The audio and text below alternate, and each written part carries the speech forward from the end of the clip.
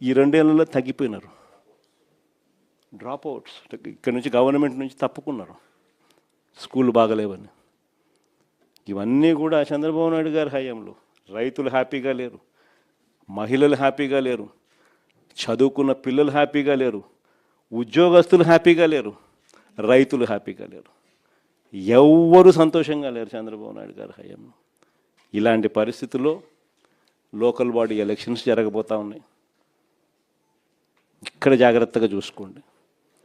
చంద్రబాబు నాయుడు గారు ఒక విలన్.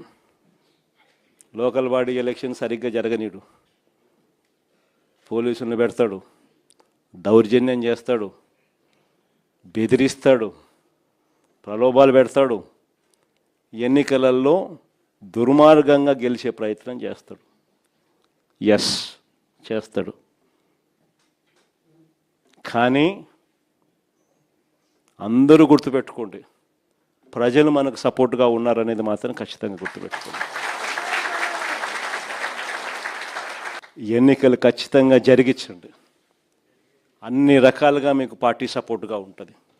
వేనన్న సపోర్ట్గా ఉంటాడు, జగనన్న సపోర్ట్గా ఉంటాడు, వైఎస్ఆర్ కాంగ్రెస్ పార్టీ సపోర్ట్గా ఉంటుంది.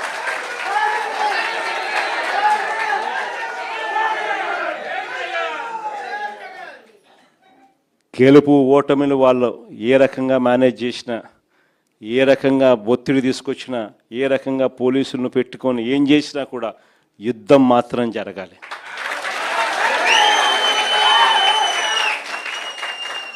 ఒకవేళ వీళ్ళను పోలీసులను దుర్వినియోగం చేసి ఆ చిన్న చిన్న స్థానాల్లో సైతం గెలిచడం కోసం గాన వాళ్ళు దుర్మార్గాలు చేస్తే మాత్రం ఈ కసి రేపొద్దున జరగబోయే ఎన్నికల్లో చంద్రబాబు నాయుడు గారి పునాదులు కూడా కదిలే విధంగా కసి పెరుగుతుందని మాత్రం గుర్తుపెట్టుకుంది.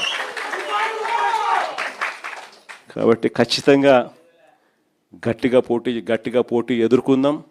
ఎన్ని ఇబ్బందులు పెట్టినా కూడా కళ్ళు మూసుకొని కళ్ళు తెరిచేసరికి ఇంకొక సంవత్సరంలో జగనన్న పాదయాత్ర స్టార్ట్ అవుతుంది, ఇంకొక సంవత్సరంలో ఎన్నికలు జరుగుతాయి అనేది మనల్ని నడిపించే విధంగా మనం ఎదురును ట్యూన్ చేసుకుందాం, గట్టిగా యుద్ధం చేద్దాం.